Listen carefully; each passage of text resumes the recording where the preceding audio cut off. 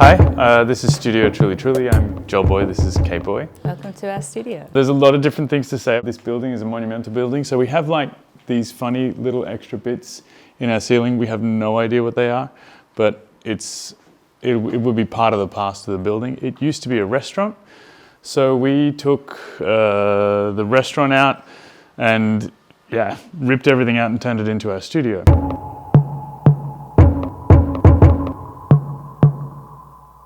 We turned the space that was the toilets into our workshop space downstairs. We're Australians, by the way, so if that might sound weird sometimes. So it's not a huge workshop, but we covered all the walls in wood so that anything we needed to hang, we could easily hang on the walls. We like to organize things, so all the drawers we made and organized.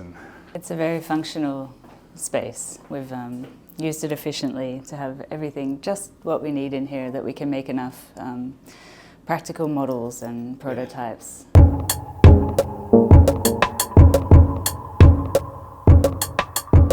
This is our work desks. Actually, Louisa, our designer over there, who was our intern at the time, helped us make them. Our space really helps us to work better.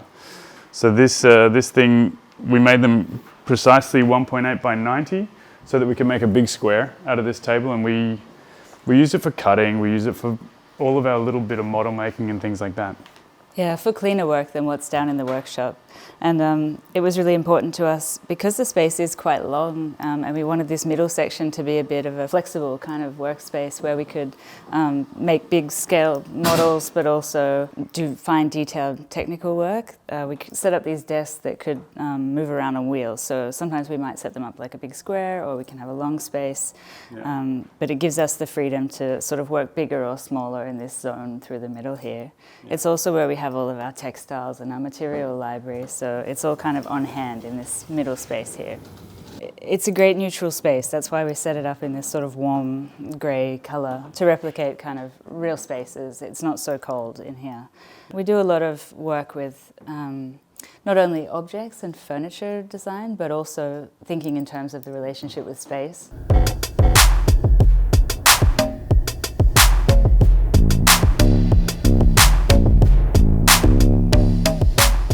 We're product designers, but we also do the creative direction for a furniture brand. So we make a lot of our models in cardboard by cutting it up and making it to see full volumes. So it's really looking at size. For us, function and aesthetics, they're so intertwined. This is for our next exhibition for that brand, and it's recycled paper, and that'll be all the walls of our exhibition.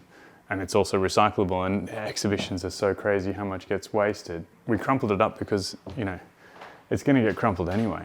So crumple it and then use it to your advantage, and actually that's how the walls will look. And we kind of took that as a moment, as an opportunity to take sustainability, which often feels like a restriction for people, rather than considering it as a limitation. We thought, well, okay, where can we go with this? And then to treat it creatively and come up with something special from that, rather than it feeling like it's holding you back.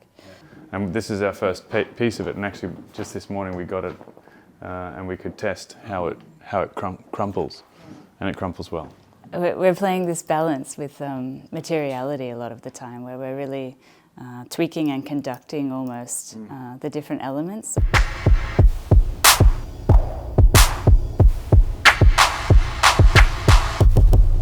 Our studio's there, and then there's this space here, and this space is kind of somewhere in between where we live and the studio space. It's where we eat lunch. It's also where our parents sleep when they come here.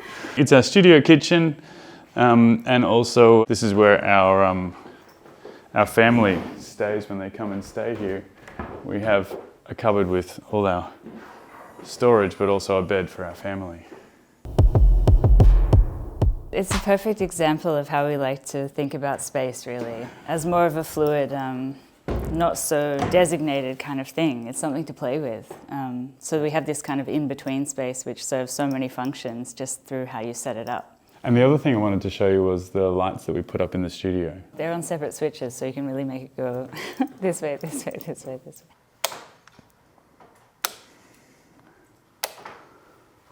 So when we come in the morning, we usually just have the up on so that it's like a bit more chill. You can sort of work into your day. All of these lights here, they're part of a research we did at the Glass Museum. From a naive perspective, we went there with a few days to try different ways of making molds, and then we put our heads together. What do we find interesting in it? And for us, the most interesting thing was the tension that happens between 2 points of the glass, where the glass is allowed to be naturally what it wants to be.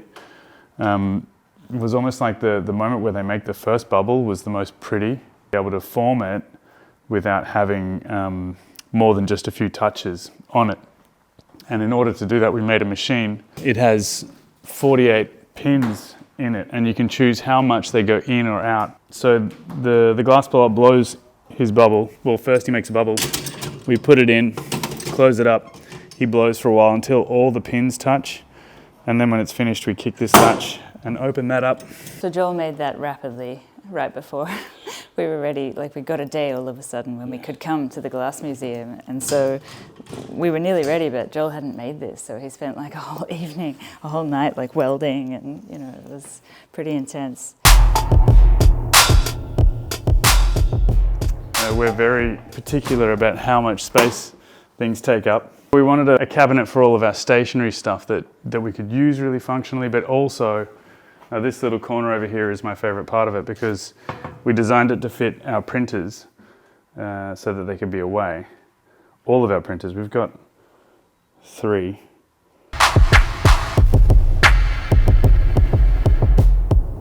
It's a light we've been working on for a long time. We wanted to make a big voluminous glow that was, you know, soft light, comfortable to look at, sustainable. Like if you send, like this thing actually again ends up being like that. So it's a huge amount of space to be shipped, and also the materiality that it's made of. So it's made from sheep's wool. The idea is that it's repeatable as a material. It gives it like a really interesting glow. You can really see that it's a natural material when the light's on.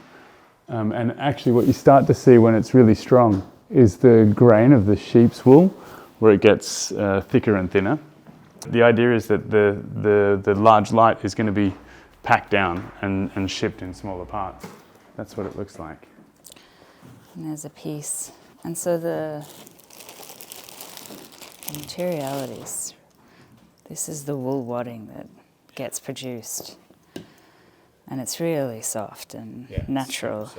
And then it gets pressed down somewhat into a soft but more like a sheet. And then from there it gets pressed even further under a lot of pressure.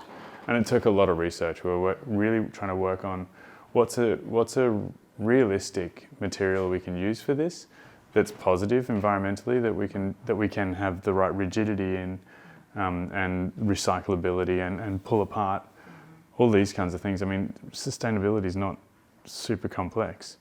Use good materials and be able to pull it all apart. There's certainly things like that you can do that make a big difference.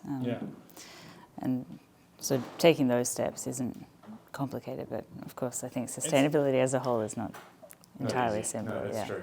Getting it all the way through to a product is quite difficult because you've got so many hands involved. The designer shows something to a manufacturer, the manufacturer says yeah or no. I want to do it this other way, which is cheaper and more efficient. And then you've got to get it through the design process into production, and production has to also, you know, toe the line of, I'm going to make something that you don't add glue to, that you don't add, fix everything all together. So, and like with our exhibition designs, what do you do with the material after? What's the second life or the post life?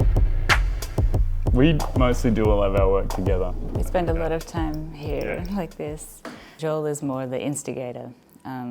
Ideas come to Joel a lot more readily and passionately, and then together we talk about them, and from there I'm sort of pulling out the bits. Yeah, it's a combination. You by practicing doing things over and over and over and over and over, you get an understanding of, I understand what Kate is arriving at or aiming for. what about this direction? Kate's really good at looking at things from a different perspective and getting a broader perspective than what I'm thinking of. I get a bit narrow focused. I think we've learned over time to appreciate each other's skills and abilities. So whereas maybe in the beginning I might have been frustrated about Joel's crazy ideas that weren't going to work or something, now I know how important they are, because those are the things that push us forward and further than we might be comfortable with initially. So it's this kind of back and forth and giving room for the other person.